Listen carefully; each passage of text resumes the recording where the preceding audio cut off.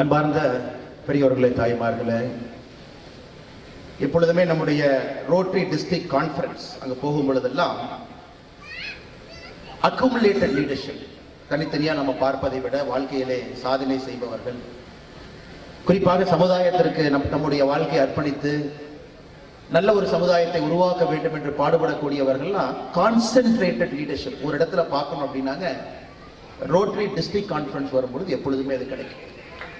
ஒரு அரசியல் பொதுக்கூட்டம் வேற, ஒரு நார்மல் கூட்டங்கள்லாம் வேற. It's a very distilled wisdom. எல்லாருமே லைஃப்ல ஒரு சர்டன் லெவல் ஆஃப் குவாலிட்டி இருக்கிறவங்க, ஒரு மென்டல் மெச்சூரிட்டி இருக்கிறவங்க, ஒரு ஸ்பிரிச்சுவல் என்லைட்டன்மெண்ட் இருக்கிறவங்க, எல்லாவற்றையும் தாண்டி நான் என்று சொல்வதை விட நாம் என்று சொல்லுகின்ற வார்த்தையில் நம்பக்கூடியவர்கள் தான் ரோட்டரியில் அதிகமாக இருப்பாங்க. அதனால் இது ஒரு எப்பொழுதுமே ஒரு பெரிய பாக்கியமாக நான் கருதுவேன். ஒரு முறை ரோட்டரி வந்து பேசக்கூடிய வாய்ப்பு கிடைக்கும் பொழுதெல்லாம் அதை தட்டி கழிக்காம ஆர்வமாக அதை பற்றி கொண்டு வந்து மேடையிலே நிற்பதற்கு பெருமைப்பட்டுக் கொள்வேன். அதுபோல் இதுவும் ஒரு மேடை. ரங்கோலி 2025 நம்முடைய ரோட்டரி டிஸ்ட்ரிக்ட் கான்ஃபரன்ஸ், கிட்டத்தட்ட 100க்கும் மேற்பட்ட ரோட்டரி கிளப் எல்லோரும் இணைந்து நடத்தக்கூடிய நிகழ்வு. மிக முக்கியமாக இந்த டிஸ்ட்ரிக்ட் கவர்னராக பணி செய்து கொண்டிருக்கக்கூடிய ரோட்டரியன் ஐயா மதிப்பு மிகுந்த டாக்டர் எஸ் சுரேஷ் பாபு அவர்கள், அவருடைய ஃபர்ஸ்ட் லேடி இந்த பீரியட்ல மேடம் ஷீலா சுரேஷ் பாபு அவர்கள், டிஸ்ட்ரிக்ட் 3203. அதே போல இந்த கான்ஃபரன்ஸுடைய சேர்மனாக இருக்கக்கூடிய ஐயா ஏஎஸ் சிவபாலன் அவர்கள், ரோட்டரி திருப்பூர் சவுத் பிரசிடென்ட் மோகன சுந்தரம் ஐயா அவர்கள், district general secretary advocate Jayaraman அவர்கள், மேடையிலே அமர்ந்திருக்கக்கூடிய எல்லா முக்கியமானவர்கள் என்னோடு எல்லாமே ஐயா மேடையில் இருக்கிறாங்க. சுரேஷ் பாபு ஐயா இருக்கிறாங்க, சிவபாலன் அவர்கள், ஜெகநாதன் அவர்கள், ஆண்டவர் ராமசாமி ஐயா இருக்கிறாங்க. அதே போல நம்முடைய ராகுல் குமார் தோடி அவங்க இருக்கிறாங்க. நான் பெரிதும் மதிக்கக்கூடிய, பார்த்து எப்பொழுதும் வியந்து பார்க்கக்கூடிய மனிதர் ஒருவராக இருக்கக்கூடிய ஐயா கிருஷ்ணராஜ் வானவராயர் அவர்கள் முன்னிறுக்கையில் இருக்கிறாங்க. மிக அற்புதமாக பேசிவிட்டு அமர்ந்திருக்கிறார்கள். அவருக்கும் என்னுடைய வணக்கத்தை தெரிவித்துக் கொள்கின்றேன். பல கருப்பையா ஐயா வந்தாலே ஒரு ஃபயர் இருக்கும். இன்னைக்கு கோயம்புத்தூர் வந்திருக்கிறாங்க. அற்புதமாக பேசக்கூடியவர்கள். எந்த தலைப்பாக இருந்தாலும், அரசியலாக இருக்கட்டும், ஆன்மீகமாக இருக்கட்டும், எதாக இருந்தாலும் பிச்சு உதறிடுவாங்க. எனக்கு ஐயா பல கருப்பையாரெல்லாம் கரெக்டாக தேர்ந்தெடுத்து ரோட்டரி மீட்டிங் கூப்பிட்டுருக்கிறீங்க. ஐயா அவர்களுக்கும் என்னுடைய வணக்கத்தை தெரிவித்துக் கொள்கின்றேன். பாஸ்ட் டிஸ்ட்ரிக்ட் கவர்னர் அட்வொகேட் வல்லப்தாஸ் அவர்கள், டாக்டர் முருகானந்தம் அவர்கள், நாராயணசுவாமி அவர்கள், டாக்டர் சகாதேவன் அவர்கள், ஜார்ஜ் சுந்தர்ராஜ் அவர்கள், சிவசங்கரன் அவர்கள், ஏவிபி கார்த்திகேயன் அவர்கள், அட்வொகேட் சண்முக சுந்தரம் அவர்கள், இளங்குமரன் அவர்கள், சுந்தரராஜ் அவர்களுக்கும் என்னுடைய வணக்கத்தை தெரிவித்துக் கொண்டு, ஃபியூச்சர் கவர்னர்ஸாக நம் முன்பு இருக்கக்கூடிய தனசேகர் அவர்கள், பூபதி அவர்கள், விஜய் சந்திரன் அவர்கள் எல்லோருக்கும் இந்த நேரத்தில் என்னுடைய காலை வணக்கத்தை உண்டாக்கிக் கொள்கின்றேன். அன்பு சொந்தங்களே, எனக்கு கொடுத்திருக்கக்கூடிய தலைப்பு இன்டெகிரிட்டி இன் லீடர்ஷிப். முதல்ல இது பேச வேண்டிய கட்டாயம் பாருங்க. இன்டெகிரிட்டி இன் லீடர்ஷிப்னு நம்ம ஊர்ல பேச வேண்டிய கட்டாயம் நமக்கு வந்திருக்கு. காரணம், லீடர்ஷிப்னுடைய இன்பில்ட் குவாலிட்டி இன்டெகிரிட்டி. இன்டெகிரிட்டி இல்லாமல் ஒரு லீடர்ஷிப் கிடையாது. ஒரு தலைமை பண்புல நேர்மை என்பது கலந்திருந்தால் மட்டும்தான் அது தலைமை பண்பு. ஆனா சுற்றி இருக்கக்கூடிய உலகத்தை நாம உற்று பார்க்கும் பொழுது, ஒரு பேப்பரை நம்ம திறந்து பார்க்கிறோம், கார்பரேட் ஸ்கேம். ஏதாச்சும் ஒரு பேப்பர்ல ஒரு பக்கத்துல ஒரு இடத்துல கார்பரேட் ஸ்கேம் இருக்கு. ஏன் ஸ்போர்ட்ஸுக்குள்ள போறோம், அதுல ஒரு டோப்பிங் அது சம்பந்தமா இருக்கும். நல்ல வரக்கூடிய கம்பெனி, ஸ்டார்ட் அப், பைஜு போன்ற நிறுவனங்கள்லாம் இந்தியாவுடைய ஒரு 2-3 ஆண்டுகளுக்கு முன்பு ஹையஸ்ட் மார்க்கெட் வேல்யூவேஷன் இருக்கக்கூடிய கம்பெனி இன்னைக்கு ஒன்றுமே இல்லாம ஒரு காகித குப்பையாக சில கம்பெனிகள் மாறி இருக்கு. அதையும் பார்க்கிறோம். ஸோ எல்லா இடத்துலையும் சுத்தி சுத்தி பார்க்கிறோம். அரசியல்வாதிகள் தவறு செய்து மாற்றதை பார்க்கிறோம். ஒரு சினிமா நடிகராக இருந்தாலும் பர்சனல் லைஃப்ல ஒரு ஸ்கேம், அதையும் டிவியில பார்க்கிறோம். ஸோ இன்னைக்கு காட்சி ஊடகம் பார்த்தீங்கன்னா இது ஒரு வியாபாரமாக மாற்றி, இன்டெகிரிட்டி இல்லாம இருக்கிறத ஒரு வியாபாரமாக மாற்றி ஒரு டிஆர்பியா அது ஒரு சென்சேஷனல் நியூஸா ஓட்டுறதையும் நம்ம பார்க்கிறோம். அப்ப வளர்ந்து வர்ற குழந்தைகளுக்குலாம் என்னன்னா, ஓ இதையெல்லாம் செஞ்சா நம்ம ஃபேமஸ் ஆகுமா, அப்ப இதையெல்லாம் நம்ம செஞ்சுக்கிட்டே இவங்கள மாதிரி இருந்தோம் அப்படின்னா நமக்கு ஒரு நியூஸ் வேல்யூ கிடைக்குமா அப்படிங்கிற உலகத்துக்குள்ள நம்ம என்ட்ராயிருக்கோம். அதனால் மிக முக்கியமாக இந்த ரோட்டரி ஃபங்க்ஷன்ல இன்டெகிரிட்டி இன் லீடர்ஷிப், தலைமை பண்புல ஒரு நேர்மை அப்படிங்கிறத பத்தி பேச வேண்டும் என்று நீங்கள் விருப்பப்படுறேன். இது பேசுவதற்கு முதல்ல எனக்கு தகுதி இருக்கான்னு தெரியல, இருந்தும் அழைத்திருக்கின்றீர்கள். எனக்கு தெரிஞ்ச சில வார்த்தைகளை உங்கள் முன்பு சொல்ல வேண்டும் என்பது என்னுடைய ஆசை. எல்லாருமே அப்ரஹாம் லிங்கன் அடிக்கடி பேசுவாங்க, அவரை பத்தி பேசுவாங்க, உயர்ந்த ஒரு மனிதன் சொல்லுவாங்க. இந்த ஸ்டீஃபன் ஸ்பீல்பர்க் அவர் லிங்கன் ஒரு படம் எடுத்திருக்காங்க, ஒரு அற்புதமான ஒரு ஆங்கில படம். ஸ்டீஃபன் ஸ்பீல்பர்க் வந்த படத்தில் ஒரு சிறந்த படம். அந்த படம் முடியும் பொழுது லிங்கனை பற்றி ஒரு சின்ன கோட் போடுவார் Stephen Spielberg. The greatest measure of the 19th century passed by the purest man in America, aided and abetted by corruption அப்படின்னு அந்த கோட் அந்த மூவி முடியும். அதை வந்து அந்த காலகட்டத்தில் 1860 காலகட்டத்தில் தடியஸ் ஸ்டீவன்ஸ் அப்படிங்கிற ஒரு ஒரு செனட்டர் அவர் சொன்னதா அந்த கோர்ட்டுக்கு வந்து சொல்லியிருப்பாங்க. The greatest measure of the 19th century அப்படின்னா ஸ்லேவரி அபாலிஷ் பண்ணது. அமெரிக்காவில் ஸ்லேவரி இருந்துச்சு, அது அப்ரஹாம் லிங்கன் அவருடைய காலகட்டத்தில் சிவில் ரைட்ஸ் ஆக்ட்ல அபாலிஷ் பண்ணிட்டார். Done by the purest man in America. அமெரிக்காவில் அந்த காலகட்டத்தில் வாழ்ந்த நேர்மையான மனுஷன் எப்படி பண்ணார்? Aided and abetted by corruption. So அந்த 13th amendment அமெரிக்கன் கான்ஸ்டிடியூஷனுக்குள்ள கொண்டு வர்றதுக்கு அப்ரஹாம் லிங்கன் அவர்கள் ஒருத்தருக்கு, தம்பி உனக்கு என்ன வேணும், பணம் வேணுமா, சரி வாங்கிட்டு ஓட்டு போடு. உனக்கு என்ன வேணும், தொகுதிக்கு 2 திட்டங்கள் வேணுமா, வாங்கிட்டு ஓட்டு போடு. ஒருத்தரா பை பண்ணி அவருடைய சைட்ல அந்த ஓட்டை மாத்துவார். அப்புறம் தான் அமெரிக்காலேயே 13th amendment பாஸ் ஆகும். ஸோ இது வந்து ஒரு லீடர்ஷிப்ல ஒரு ஸ்டடி, ஒரு லீடர்ஷிப் எடுத்து நம்ம கிளியரா பார்க்கும் பொழுது ஒரு மொமெண்ட்ஸ் ஆஃப் செல்ஃப் டவுட்ல ஒரு முக்கியமான காலகட்டத்தில் ரோடு 2 இடத்துல பிரியுது, ஒரு லீடர் அங்க நிக்கிறாரு. ஒரு அரசாங்க அதிகாரிகிட்ட பணம் கொடுத்து தான் ஒரு வேலையை செய்ய முடியும், அது மூலமா தான் நமக்கு ஒரு கான்ட்ராக்ட் கிடைக்கும், அது மூலமாகத்தான் ஒரு 1000 பேருக்கு வீட்டில் அடுப்பெரிய வைக்க முடியும், இல்லாட்டி நமக்கு ஒரு லேண்ட் கிளியரன்ஸ் கிடைக்காது, இல்லாட்டி நமக்கு அது கிடைக்காது. இது ஒரு ரோல். இல்ல இது எதுவுமே நான் செய்ய மாட்டேன், நான் இந்த ரோட்ல மட்டும்தான் போவேன், நான் பணம் கொடுக்க மாட்டேன், ஒரு ஸ்கொயர் ஃபீட்டுக்கு பணம் கொடுக்க மாட்டேன், கிளியரன்ஸ்க்கு நான் பணம் கொடுக்க மாட்டேன், அக்ரிகல்ச்சர் ஜோன் கன்வர்ஷன் கமர்ஷியல் லேண்டுக்கு நான் கொடுக்க மாட்டேன், என்னாலும் பார்த்துக்கலாம், பொல்யூஷன் கண்ட்ரோல் போர்டு முன்னாடி நான் திருப்பூர் யாராச்சும் தொழிலதிபர்கள் இருக்கிறீங்க, பின்னலாடை தொழிலதிபர், நான் கை கட்டி நிற்க மாட்டேன், நான் பார்த்துக்கலாம். இது என்னை பொறுத்தவரை இதுதான் ஒரு டெசிஷன் மேக்கிங்ல உங்களுக்கு இருக்கக்கூடிய மிக முக்கியமான பிரச்சனை. நீங்க ரொம்ப வெயில் பண்ணுவீங்க, செய்யலாமா செய்ய வேண்டாமா, நாம இதை செய்யாம இந்த ரோட்ல போறோம், அப்ப நம்ம சுத்தி இருக்கக்கூடிய 1000 பேருக்கு என்ன ஆகும்? இழுத்து மூடிடுவாங்க, லேபிள் இன்ஸ்பெக்டர் வருவாங்க, செக் பண்ணுவாங்க. ஒரு பவர் சென்டரை எதிர்த்து நிக்க வேண்டிய கட்டாயம் எந்த கவர்மெண்ட் இருந்தாலும் பரவாயில்லைங்க, இன்னைக்கு நாளைக்கு நேத்து முந்தா நேத்து வர்ற கவர்மெண்ட் போன கவர்மெண்ட் யாரும், நான் எந்த ஒரு அரசியலும் நான் கை நீட்டி கை காட்டல. சோ இங்க இருக்கக்கூடிய பெரும்பான்மையான தலைவர்களுக்கு உங்களுக்கு இருக்கக்கூடிய அடிப்படை பிரச்சனை என்பது, நீங்கள் எடுக்கக்கூடிய முக்கிய முடிவுகள் எப்பொழுதுமே 2 ரோடு உங்க முன்னாடி இருந்துகிட்டே இருக்கு. இப்படி போலாமா, இப்படி போலாமா, எப்படி போவீங்க? நான் உங்களுக்கு சில கேள்விகள் வைக்கிறேங்க, அதன் பிறகு என்னுடைய சில விஷயங்களை நான் அதுல பேசுறேன். இரண்டாவது, நமக்கு இருக்கக்கூடிய அடிப்படை பிரச்சனை, வீட்டுக்குள்ள நமக்கு ஒரு உருவம் இருக்கு. we are a father, we are a mother, we are a son, we are a daughter. வீட்டுக்கு வெளியே நமக்கு ஒரு சோசியல் ரோல் இருக்கு. நம்ம ஒரு பிசினஸ் மேன், ரோட்டரியில member, Rotary governor, Rotary president. Friends கிட்ட நமக்கு ஒரு ரோல் இருக்கு. இந்த 3லும் நம்முடைய பிஹேவியர் ஒரே மாதிரி இருக்கா, இல்ல 3லும் வேற வேற பிஹேவியர் இருக்கா? வீட்டுக்குள்ள ஒரு மாதிரி இருக்குமா, வெளியே ஒரு மாதிரி, சோசியல் ஒரு மாதிரி இருக்குமா, பர்சனல் லைஃப்ல ஒரு மாதிரி இருக்கிறமா? தினமும் நமக்கு வரக்கூடிய பிரச்சனைகள். நான் வீட்டை சுத்தமா வச்சிருப்பேன், ஆனா ரோட்ல குப்பை போடுறதை பத்தி நான் கவலைப்பட மாட்டேன். ஒரு காவல்துறை பார்க்கல அப்படின்னா கூட ஒரு டிராபிக் லைட்டை பிரேக் பண்றதை பத்தி நான் கவலைப்பட மாட்டேன், யாரும் நீ பார்க்கல, யாருமே இல்ல, இரவு 11 மணிக்கு டிராபிக் லைட் போட்டிருக்காங்க, யாருமே பார்க்கல அப்படின்னா கூட நான் வண்டியை நிறுத்துவேனா, நிறுத்த மாட்டேனா? இது நீங்கள் சந்திக்கக்கூடிய இரண்டாவது சவால். ஒரு சொசைட்டியில the so called small crimes, இது ஆங்கிலத்துல சைக்காலஜில broken window தியரின்னு சொல்லுவாங்க. அதாவது ஒரு சின்ன ஒரு வீடு இருக்கு, நடந்து போகும் பொழுது அந்த வீட்டில் ஒரு கண்ணாடி இருக்கு, அந்த கண்ணாடி உடைஞ்சிருக்கு, அந்த உடைஞ்சு போன கண்ணாடியை 2 பேரும் பார்த்துட்டு போவாங்க. அடுத்த நாள் ஒருத்தர் வருவாரு, கண்ணாடி உடைஞ்சிருக்கும், ரிப்பேர் பண்ணிருக்க மாட்டாங்க. ஓ, அப்ப இந்த இடத்துல நம்ம யூரினேட் பண்ணலாமாட்டிருக்கு, கண்ணாடியே உடைஞ்சிருக்கு, அப்கீப் இல்ல, மெயின்டெனன்ஸ் இல்ல, அங்க யூரினேட் பண்ணுவாங்க. 10 நாள் கழிச்சு இன்னொருத்தர் பார்ப்பார், என்னப்பா இங்க யூரினேட் பண்ணிருக்காங்க, கண்ணாடி உடைஞ்சிருக்கு, அப்ப யாருமே வரமாட்டாங்களாட்டிருக்கு. நான் குற்றங்கள் எங்க நடக்க ஆரம்பிக்குதுன்னா, எங்க ஒரு சிறிய குற்றம் நடந்து அதை கண்டுக்காம விடுறோமோ, அது அக்குமுலேட் ஆகி ஆகி ஆகி ஆகி ஒரு பெரிய குற்றம் நடப்பதற்கு அதை விதை போடும்.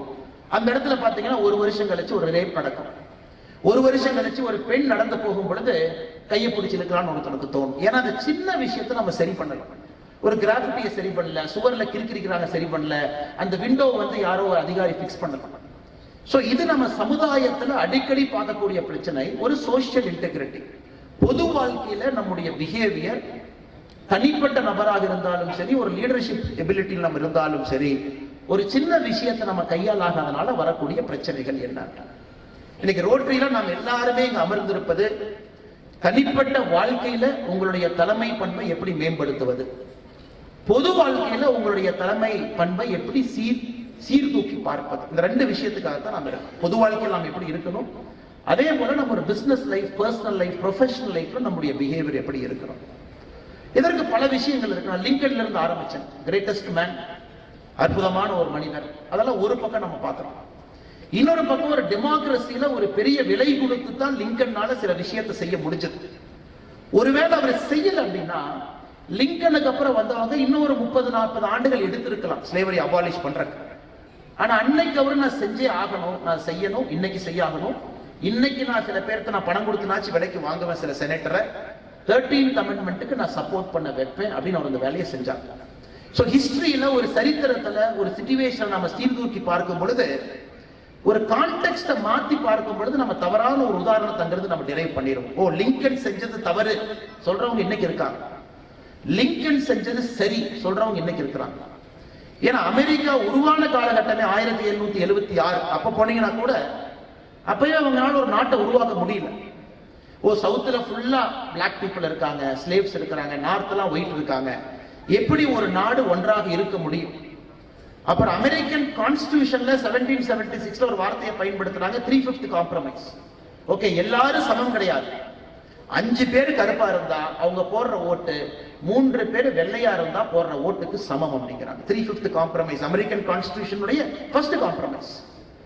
5 black people voting would be counted as 3 equal to 3 white votes.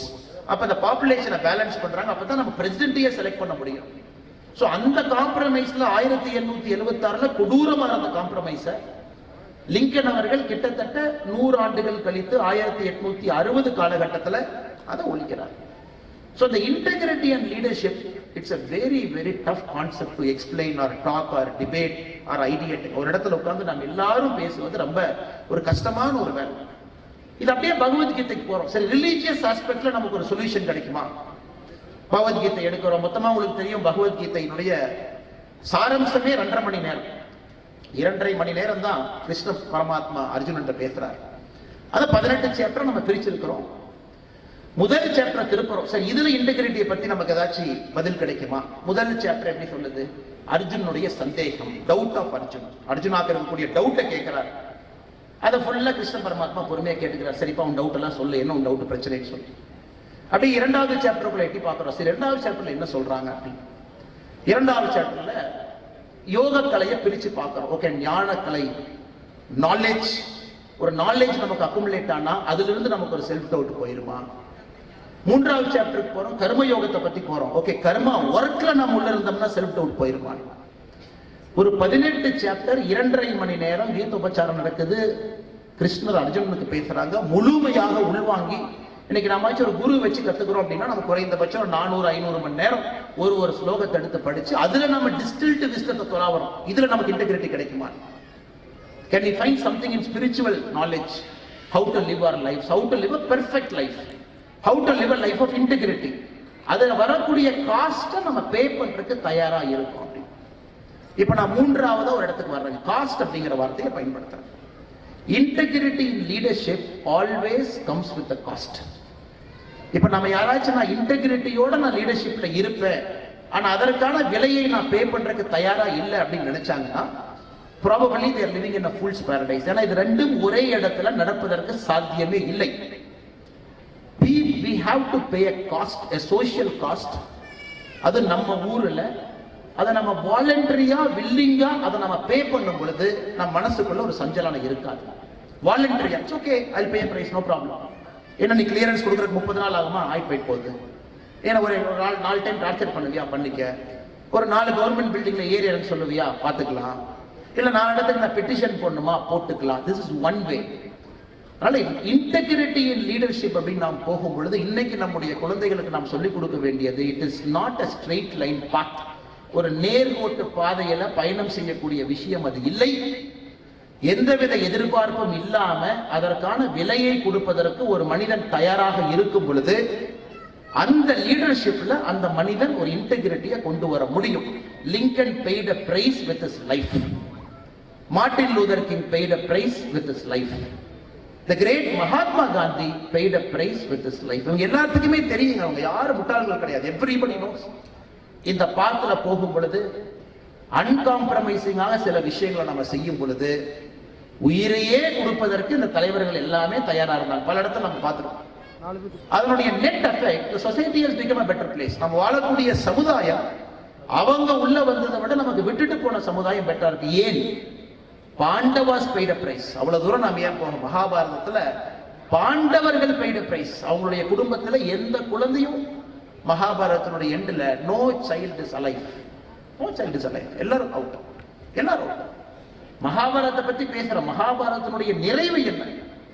பாண்டவர்களுக்கு என்ன ஆச்சு அப்படின்னு யாராச்சும் கூர்மையாக உட்கார்ந்து பார்க்கும் பொழுது நமக்கு தெரியும். The great Pandavas also paid a price. ஆனா இதுல கிறிஸ்டியன் என்னன்னா அந்த பிரைஸ் நாம வில்லிங்கா பே பண்றோமா? நாம் ஏற்புடைய கருத்தோடு இல்லை, நான் இப்படித்தான் இருப்பேன், இப்படித்தான் என் லைஃபை வாழுவேன், நான் இப்படி இருக்கும் பொழுது எனக்கு உள்ள எந்த விதமான இன்டர்னல் கான்ட்ரடிக்ஷன் கிடையாது, I am accountable to my action, என்னுடைய முடிவுக்கு நான் பொறுப்பேற்றுக் கொள்கின்றேன், அதனால் கொடுக்கக்கூடிய விலையை பற்றி நான் கவலைப்பட போவதில்லை என்று நினைக்கும் பொழுது probably we are moving towards a perfect life. பகவத்கீதையினுடைய சாராம்சத்தை எங்கேயோ தொட்டு பார்த்த ஒரு ஃபீலிங் நமக்கு இருக்கும். என்னுடைய ஆக்ஷனுக்கு நான் அக்கௌண்டபிள், அதுக்குன்னு ஒரு முடிவெடுக்காம நான் இருக்கிறேன், ஒரு ஸ்டேட் ஆஃப் இன்ஆக்ஷன்ல இருக்கேன், அதுவும் தப்பு. ஒரு முடிவு எடுக்கணும், அது என்னுடைய சுவதர்மம், என்னுடைய தர்மம், அந்த வேலையை நான் செய்யணும். அதனாலதான் இந்த தலைப்பை நீங்க கொடுக்கும் பொழுது இன்டெகிரேட் லீடர்ஷிப்னு ஒரு 4 எக்ஸாம்பிளை யாருனாலையும் கொடுக்க முடியாது சார். ஏன்னா என்னுடைய வாழ்க்கையும் அப்படிப்பட்ட வாழ்க்கையில் இங்க இருக்கக்கூடிய யாருமே கையை உயர்த்தி அப்படி நம்ம சொல்ல முடியாது. சிச்சுவேஷன் இடத்துக்கு தகுந்தால் போல யோசிச்சு, ஆனா எல்லா இடத்துலையும் நம்முடைய ஆக்ஷனுக்கு நம்ம அக்கௌண்டபிளா இருக்கிறோமா? ஏன் அவ்வை மூதாட்டி, நிறைய நம்ம அவ்வை மூதாட்டினுடைய ஆத்திச்சூடு எல்லாமே நம்ம படிக்கிறோம். நல்வழி 41 கதைகள். நல்வழியில அவ்வை மூதாட்டி அவங்க நமக்கு ரொம்ப டிஸ்டில்டு விஸ்டம் கொடுக்குறாங்க. எனக்கு அந்த 41 ரொம்ப ரொம்ப பிடிச்சது, ஆற்றங்கரையின் மரமும் அரசரிய வீட்டிருந்த வாழ்வும் வெளுமன்றே. எப்படி சொல்றாங்க பாருங்க, ஆற்றங்கரையின் மரமும் அரசரிய வீட்டிருந்த வாழ்வும் வெளுமன்றே, ஏற்றம் உழுதுண்டு வாழ்வதற்கு ஒப்பில்லை கண்டீரோங்க. ஆத்துக்கு பக்கத்தில் இருக்கக்கூடிய மரம் அது விலத்தான் போகுது. ஒரு பெரு வெள்ளம் வரும் பொழுது ஆத்துக்கு பக்கத்துல மரம் இருக்கும், அப்பா நான் ஆத்துக்கு பக்கத்திலேயே இருக்கிறேன், எனக்கு எப்பொழுதும் வறட்சியே கிடையாது, எப்பொழுதும் எனக்கு தண்ணீர் கிடைக்கும். ஆனா தூரமா இருக்கிற ஒரு மரம் கொஞ்சம் துக்கத்தில் இருக்கும், நான் ரொம்ப தூரமா இருக்கேன், ஆனா பக்கத்துல இருக்கிற மரத்துக்கு எப்பவுமே தண்ணீர் இருக்கு. ஆற்றங்கரையின் மரமும் அரசிரிய வீட்டிருந்த வாழ்வும், என்னை போல ஆட்களுக்கு பவர் சென்டருக்கு பக்கத்துல, பவர் சென்டர்ல பவர்ல இருக்கிறவங்க, அரசிரிய வீட்டிருந்த வாழ்வும் விழுமன்றோ, இது கண்டிப்பா விழத்தான் போகுது. ஆனா விழாத வாழ்க்கை என்ன? அவை மூதாட்டின்னு ஒரு ஸ்டெப் முன்னாடி போறாங்க. விழாத வாழ்க்கை என்ன? ஏற்றம் உழுதுண்டு வாழ்வோருக்கு ஒப்பில்லை கண்டீரோங்கிறாங்க. விவசாயம் பார்த்து பிழைக்கக்கூடியவருடைய வாழ்க்கை எப்பொழுதும் விழாது, ஒரு ஸ்டெப் அவங்க மேல போய்கிட்டே தான் இருப்பாங்க. எவ்வளவு டிஸ்டில்டா, எவ்வளவு அற்புதமா சொல்றாங்க பாருங்க. ஏன்னா பக்கத்தில் இருக்கக்கூடிய மரமும், அந்த தண்ணீர் எனக்கு இருக்கு, நான் ஆத்து பக்கத்துல இருக்கேன் அப்படின்னு நினைக்கக்கூடிய மரமும் பெருவெள்ளத்திலே முதல் மரமாக அது விழுந்துதான் ஆகணும். நான் பவர்ல இருக்கேன், பவர் சென்டர்ல இருக்கேன், நான் அதை பண்றேன் இதை பண்றேன்னு நினைக்கிறவங்க ஒரு நாள் இல்லை என்றால் ஒரு நாள் விழுந்துதான் ஆகணும். விழாதவர்கள் யார் என்பது சொல்றாங்க. ஆனால் அருமை சொந்தங்களே, என்னுடைய வேண்டுகோள் வேள்வி அப்படின்னு சொல்றதை விடங்க, இன்னைக்கு நம்முடைய சமுதாயத்துல இன்டெகிரிட்டியோட நேர்மையோட ஒரு தலைமை பண்பை அணுகக்கூடிய மனிதர்கள் நமக்கு வேண்டும். அதற்கு அவர்கள் விலை கொடுப்பதற்கு தயாராக, ஒரு சைட் ஆஃப் காயின் மட்டும் ஓகே, இன்னொரு சைட் ஆஃப் காயின் அவங்க பார்க்காம இருந்தாங்கன்னா அது வேலைக்கு ஆகாதுங்க. அவங்க விலை கொடுப்பதற்கு தயாராக. இந்த ஊழல் பையை ஒழித்து கட்டணும், இது வேர்ல்டு ஃபுல்லா பாத்தீங்கன்னா PhD பண்ணாத ஆட்களே கிடையாது. கரப்ஷன் எப்படி ஒழிச்சு கட்டுறது? டிமாண்ட் சைட்ல ஒழிக்கணுமா இல்ல சப்ளை சைட்ல ஒழிக்கணுமா? lot of people have done solid research. பணம் கொடுக்கறனால கரப்ஷன் வாழுதா இல்ல பணம் வாங்குறனால கரப்ஷன் வாழுதா? நீங்க எல்லாமே பாத்தீங்கன்னா comes to the final conclusion, பணம் கொடுப்பதனால தான் கரப்ஷன் வாழுதோ தவிர பணம் வாங்குவதால் எங்கேயுமே கரப்ஷன் வாழ்றது கிடையாது. அப்ப நமக்கு என்லைட்டன்ஸ் இண்டிவிஜுவல்ஸ் வேணும். அவங்க தைரியமா ஒரு முடிவு எடுக்கணும். எங்கேயோ ஒரு சர்க்காரி ஒரு கவர்மெண்ட் ஆபீசருடைய கையில் இருக்கக்கூடிய ஒரு சின்ன கிரீஸுக்காக கொடுக்கக்கூடிய நோட்டை அவங்க அதை கொடுத்து காஸ்ட் ஓகே, ஒரு மாசம் டிலே ஆகிட்டு பார்த்துக்கலாம், எனக்கு இருக்கக்கூடிய ரெட்ரஸல் மெக்கானிசம் எல்லாத்தையும் நான் பயன்படுத்துறேன், சிபிஐக்கு எழுதுவேன், இவங்களுக்கு எழுதுவேன், அவங்களுக்கு எழுதுவேன், டிவிஎஸ்சிக்கு எழுதுவேன், பார்த்துக்கலாம், கோர்ட்ல ரிட் பெட்டிஷன் போடுவேன், ஒத்த பார்த்துக்கலாம். அப்படியும் சில பேர் போறாங்க, சில பேர் பொறுமையா இருக்கிறாங்க. அது செய்யும் பொழுது மட்டும்தான் என்னை பொறுத்தவரை இந்த ஊழல் என்கின்ற பேய் நம்முடைய நாட்டிலிருந்து அடிச்சு துரத்த முடியுங்க. இல்லாட்டி அது வாய்ப்பே இல்லை. இந்த பேய் வேற வேற ரூபத்துல திரும்ப திரும்ப நமக்குள்ள வரும். அது ரோட்ரையில் இருக்கிறவங்க முடிவெடுக்கலாம், வேற யாரும் முடிவெடுக்க முடியுங்க. Only you can make a decision. ஏன்னா நீங்க நார்மல் பிசினஸ் பீப்புள் கிடையாது. டாக்டர், இன்ஜினியர், அட்வொகேட் எல்லாருமே இங்க இருக்கிறீங்க. அதை தாண்டி you have a public spiritedness. அதையெல்லாம் தாண்டி உங்களுக்கு ஒரு பப்ளிக் ஸ்பிரிட்டட்னஸ் இருக்கு. நான் என்று சொல்வதை விட நாம் என்று பார்க்கிறேன். அந்த ஒரே காரணத்தினால மட்டும்தான் நீங்க ரோட்டரியில் இணைறீங்க. வாரத்துக்கு ஒரு நாள் திங்கக்கிழமையோ செவ்வாய்க்கிழமையோ உங்க ரோட்டரி மீட்டிங்கு போறீங்க, நேரம் கொடுக்குறீங்க. வாலண்டியர் ரோட்டரி கவர்னர் 3 வருஷம் எந்த வேலையும் செய்ய முடியாது. உங்களுக்கு தெரியும், 3 வருஷம் இதே ஒரு கிளப்பா போகணும், எல்லா மீட்டிங்லையும் இருக்கணும், எல்லா ப்ராஜெக்ட்லையும் இருக்கணும், அம்மாவும் கூட இருக்கணும். அதே போல ரோட்டரியினுடைய பிரசிடென்டா இருக்கிறாங்க, இதே தாங்க. ஏன்னா நான் போற உடுப்பி இல்லை, நான் ஹானரி ரோட்டரி மெம்பரா கொடுப்பாங்க. இந்த மீட்டிங் எல்லாம் போய் அப்பப்போ உட்காரும். இவ்வளவு வேலைக்கு சிரமத்துல நீங்க நேரமும் கொடுக்குறீங்க ரோட்டரிக்கு அப்படின்னா உங்களுக்கு அந்த பப்ளிக் ஸ்பிரிட்னஸ் இல்லை என்றால் உங்களால் அந்த வேலையை செய்ய முடியாது. Let us make it worth. நாம் செய்யக்கூடிய அந்த நேரத்தை let us make it worth. ரோட்டரியில இவ்வளவு கிளப், இவ்வளவு பேர், இவ்வளவு மெம்பர்ஸ், தமிழ்நாட்டில் நீங்க மட்டும் நான் ஒரு நேர்மையான பாதையில பயணிப்பேன் என்று நீங்கள் முடிவெடுத்துட்டீங்கன்னா உங்களை சுற்றி இருக்கக்கூடியவர்கள் மாற ஆரம்பிப்பாங்க. Your relatives, your neighbours, your friends, your colleagues எல்லாருமே கொஞ்சம். ஆனா யாருமே தெரிஞ்சு தப்பு பண்றது இல்லைங்க. It is a problem. All of us are trying to find a solution. Technology மூலமா அதை கட்டுக்குள்ள கொண்டு வந்துடலாமா? ஆன்லைன் டிரான்ஸ்பரன்சி சிஸ்டம், சில ஸ்டேட்ஸ் பாருங்க சக்கால ஆக்ட் கொண்டு வந்திருக்காங்க. தமிழ்நாட்டில் இல்ல. சரிப்பா, ஏன் லஞ்சம் வாங்குறாங்க? ஏதோ ஒரு ஆபீஸ்க்கு பொதுமக்கள் போற நேரத்தில் லஞ்சம் கொடுக்குறாங்க. நம்ம ஆபீஸ்க்கே போக வேண்டாம், ஒரு சட்டத்தை கொண்டு வந்துருவோம். எல்லாமே online, digital signature, birth certificate digital signature, death certificate digital signature. ஆபீஸ்க்கே போக வேண்டாம், டிரைவிங் லைசன்ஸ் போயிட்டு வந்துருங்க, பெர்மிட் கூட போடணுமா போட்டோ எடுத்து அனுப்பிச்சிருங்க, நாங்க வீட்டுக்கு வந்து வேணா செக் பண்றோம். இன்னைக்கு எத்தனையோ மாநில அரசுகள் சக்காலா அப்படிங்கிற சட்டத்தை கொண்டு வர்றாங்க. ஒரு சர்வீஸ் கேரண்டி, 30 நாள்ல உங்களுக்கு நாங்க பர்த் சர்டிபிகேட் கொடுக்கலையா, அரசு உங்களுக்கு தினமும் 100 ரூபாய் பெனால்டி கொடுக்கும். எங்க? கர்நாடகால, பஞ்சாப்ல. நீங்க பர்த் சர்டிபிகேட் அப்ளை பண்ணிட்டீங்க, 30 நாள் ஆச்சு, நான் உங்களுக்கு டிஜிட்டல் சிக்னேச்சர் போட்டு உங்களுக்கு நான் அனுப்பல அப்படின்னா மாநில அரசு நான் உங்களுக்கு 100 ரூபாய் 31வது நாள்ல இருந்து போடுவேன். அது 15 நாள் தாண்டோடனே அரசு அதிகாரியினுடைய சம்பளத்திலிருந்து நான் பிடிக்க ஆரம்பிப்பேன். சட்டம் இருக்கு. ஆனா பிரச்சனை என்ன, அதே அரசு அதிகாரிகள் தான் இம்ப்ளிமெண்ட் பண்றாங்க. அவன் 31st டே ஒரு கொயரி போடுவான். இல்ல நீங்க போட்ட அப்ளிகேஷன்ல கொஞ்சம் பிரச்சனை இருக்கு, அதுக்கு ஒரு கொயரி போட்டு கொஞ்சம் அந்த டேட்டாவை நீங்க கரெக்ட் பண்ணி கொடுக்க முடியுமா? முடியல. எப்படியாச்சும் சட்டம் இருந்தாலும் நேரில் நீங்க வந்து பார்க்கணும். அந்த அப்ளிகேஷன் இருக்கக்கூடிய குறைபாடு ரெக்டிஃபை பண்ண வருவீங்களா? ஏன்னா நானும் அரசில் இருந்தனால இதெல்லாம் நான் பார்த்துருக்கிறேன். அதனால ஒரு பக்கம் அரசு போராடுறாங்க, நல்லவங்க அரசாங்கத்தில் இருக்கிறாங்க, முயற்சி எடுக்கிறாங்க, டிரான்ஸ்பரன்சி கொண்டு வர்றாங்க, ஆன்லைன் சிஸ்டம் கொண்டு வந்தாலும் அடிப்படை the human mind is winning over a government system. ஒரு மனிதனுடைய மனது ஒரு அரசாங்கத்தினுடைய சட்டத்திட்டத்தை ஓவர் கம் பண்றதுக்கு தயாராக இருக்கும் பொழுது நாம் சரியாக இருந்தால் ஒரு மாற்றம் வரும் என்கின்ற நம்பிக்கை எனக்கு உறுதியா இருக்குதுங்க. அது ரோட்டரியில நிச்சயமாக நாம் அதை செய்து காட்ட வேண்டும் என்பது என்னுடைய நம்பிக்கை. இதனுடைய முதல் பகுதி. இப்ப இரண்டாவது பகுதி, எப்படி நம்முடைய ஐயா அவருடைய வாழ்க்கையிலிருந்து பேசினாங்களோ, இப்ப நம்முடைய எல்லா வாழ்க்கையிலையும் சிறிய சிறிய விஷயங்களை நம்ம பார்க்கிறோம், ரொம்ப கான்சியஸா பார்க்கிறோம். என்னைக்கு நமக்கு ஸ்பிரிச்சுவாலிட்டி தேவை இருந்ததோ இல்லையோ, இன்னைக்கு ஆன்மீகம் நமக்கு தேவை என்பதை நான் உறுதியாக அறுதியாக நான் கருதுகின்றேன். ஆன்மீகம் நமக்கு தேவை. உடனே ஆன்மீகம்னு சொன்னா நம்ம ரிலீஜியன் ஒரு கன்ஃபியூஷன் பண்ணி போய்க்கிறோம். அது நம்முடைய பழக்க வழக்கம். நாம் எப்படி வேணாலும் சாமி கும்பிட்டுக்கலாம், எங்க வேணாலும் போகலாம், கோயிலுக்கு போறவங்க போகலாம், மாஸ்க் போறவங்க போகலாம், சர்ச்சுக்கு போறது போகலாம். That's one part. But spirituality ஏன் வேணும்னாங்க, எனக்கு spirituality is getting sucked out of our life. ஆன்மீகம் நம்முடைய அடிப்படை வாழ்க்கையிலிருந்து வெளியே போக ஆரம்பிச்சிருச்சு.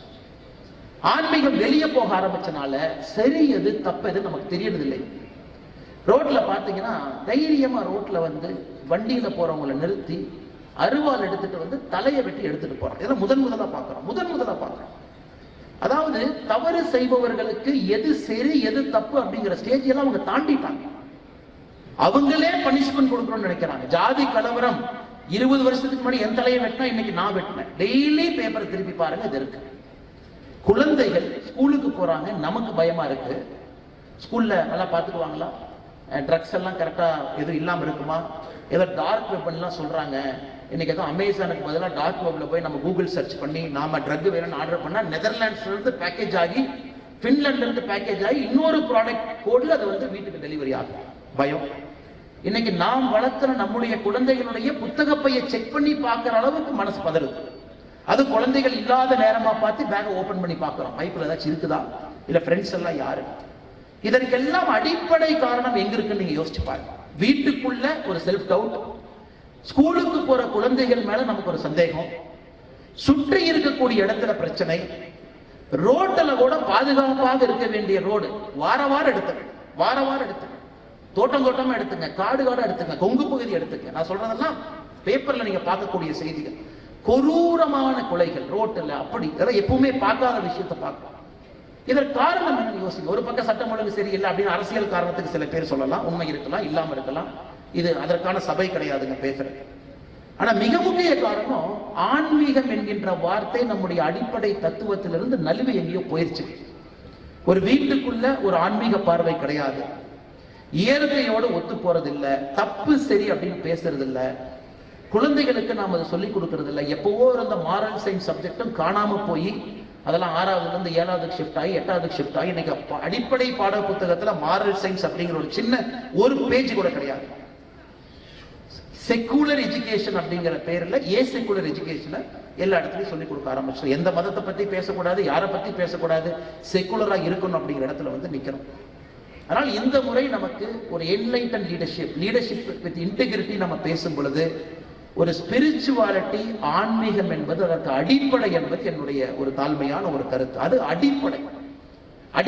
ஆன்மீகம் நமக்கு இருக்கும் பொழுது மட்டும்தான், எந்த சாமியை கும்பிட்டாலும், எந்த கடவுளை கும்பிட்டாலும், எந்த மதமாக இருந்தாலும், அடிப்படை ஆன்மீகம் என்பது இருக்கும் பொழுது நமக்கு சொந்தமாக ஒரு தவறு சரி அப்படிங்கிற ஒரு பயம் வரும் பொழுது, அதை சமுதாயத்தில் நம்ம கொண்டு வரும் பொழுது சமுதாயத்தில் நிச்சயமாக ஒரு மாற்றம் வரும். அதனால் நாம முயற்சி எடுக்கணும். நம்முடைய அலுவலகமாக இருந்தால், நம்ம நடத்துற கம்பெனியா இருந்தாலும், இஸ்லாமிய நடத்துறீங்களா, ஒரு பூஜை போட்டு நடத்துங்க, இஸ்லாமிய முறைப்படி அங்க ஒண்ணு இருக்கட்டும். கிறிஸ்தவர்கள் நடத்துறீங்களா, கிறிஸ்து முறைப்படி அங்க ஒண்ணு பண்ணுங்க. ஹிந்துக்களா இருக்கிறீங்களா, ஹிந்து முறைப்படி அந்த அலுவலகத்தில் ஒண்ணு பண்ணுங்க. ஸ்பிரிச்சுவாலிட்டி ஆபீஸ்க்குள்ள முதல்ல கொண்டு வர பாருங்க அப்படிங்கிறது என்னுடைய தாழ்மையான கருத்து. ஒரு ஆயுத பூஜைக்கு நான் செய்யறேன், இல்ல நான் தீபாவளிக்கு நான் செஞ்சேன், அதை தாண்டி தினமும் செய்ய முடியுமா? தினமும் பகவத்கீதையினுடைய ஒரு ஸ்லோகத்தை அலுவலகத்துல நம்முடைய ஸ்டாஃப் எல்லாம் காலையில் அசம்பிள் ஆயிருக்கும் பொழுது ஒரு ஸ்லோகத்தை சொல்லி காலையில விளக்கத்தை சொல்லி ஆரம்பிக்கலாமா?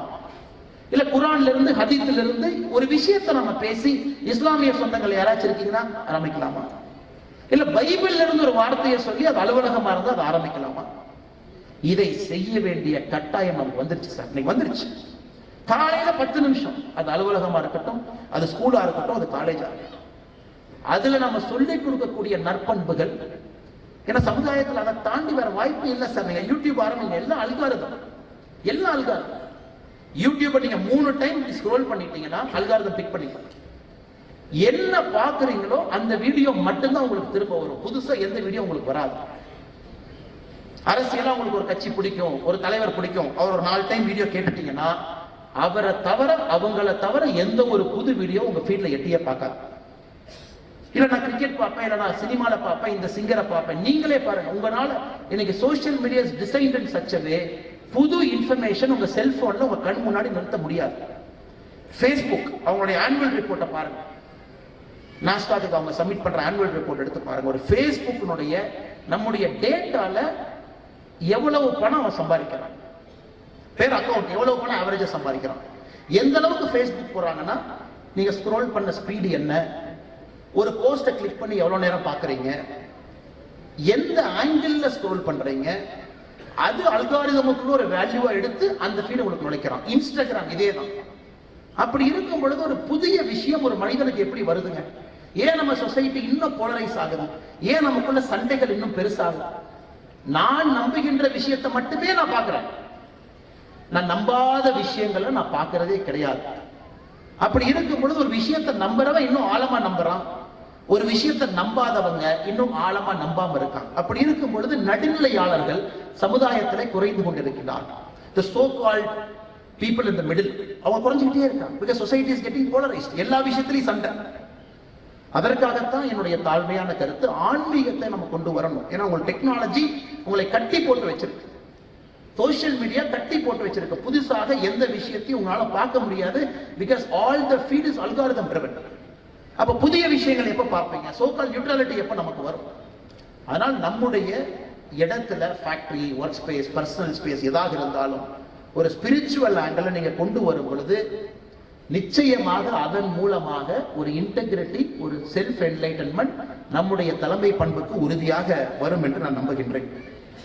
கொடுக்கப்பட்ட 30 நிமிஷம் 30வது நிமிஷத்துல எட்டி பார்த்துட்டாங்க. இது ஒரு மிகப்பெரிய ஒரு ஃபோரம். 100 கிளப்ல இருந்து வந்திருக்காங்க அப்படின்னா ஒரு கிளப்புக்கு சராசரியாக 150 மெம்பர்ஸ், சராசரியாக 150 மெம்பர்ஸ் எடுத்துக்கிட்டா கூட 50 to 100, 75 எடுத்துக்கலாம் சார். 75 எடுத்துக்கிட்டா கூட 7500 பேர்த்த நேரடியாக இம்பாக்ட் செய்யக்கூடிய ஒரு கான்ஃபரன்ஸ். அந்த மெம்பர்ஸ் வாட்ஸ்அப்ல, சோசியல் மீடியால அவங்க ஒரு 10 பேருக்கு ஃபார்வர்ட் பண்றாங்கன்னா ஒரு 75,000 பேர். அந்த வந்த 10 பேர் அவங்க ஒரு 10 பேருக்கு ஃபார்வர்ட் பண்றாங்கன்னா ஒண்ணுமே இல்லாம 5 லட்சம் பேர்த்த சாதாரணமா இந்த கான்ஃபரன்ஸோட கருத்துக்கள், இதுல பேசிய விஷயங்கள் சாதாரணமாக 5 லட்சம் பேர்த்து தொடரக்கூடிய வல்லமை உங்களுக்கு இருக்கு. நல்ல விஷயங்களை பேசுவோம், நல்ல விஷயங்களை கேட்போம், நல்ல விஷயங்களை பரிமாறுவோம். அது தலைமை பண்புக்கு அதுவே அடிப்படை என்று சொல்லி எனக்கு வாய்ப்பு கொடுத்த district governor doctor Suresh Babu ஐயா அவர்களுக்கு என்னுடைய நன்றியை தெரிவித்து, மேடையில் இருக்கக்கூடிய அனைத்து நண்பர்களுக்கும், முன்னிருக்கையில் இருக்கக்கூடிய ஐயா கிருஷ்ணராஜ் வானவராய் அவர்களுக்கு மற்றும் ஒரு முறை, ஐயா பலக்கரப்பையா அவர்களுக்கு மற்றும் ஒரு முறை, முன்னாள் ரோட்டரி கவர்னர்ஸ் அவர்களுக்கும், நெக்ஸ்ட் வரக்கூடிய ஃபியூச்சர் கவர்னர் அவர்களுக்கும் நன்றி தெரிவித்து என்னுடைய உரையை முடித்துக் கொள்கின்றேன்.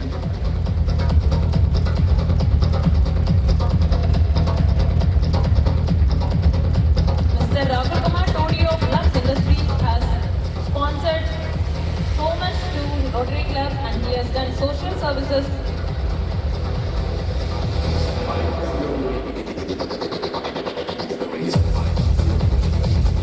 And we have our event sponsor, Rotarian G. Jagannathan, title sponsor, GJV Realtors, and co-sponsor, Rotarian Andava Ramaswamy.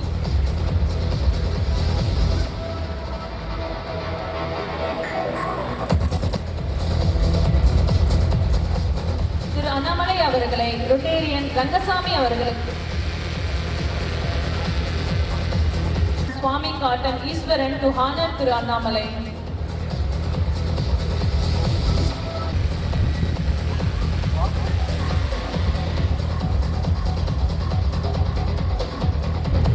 I would request Thiru Annamalai அவர்கள் to hand over the momentum to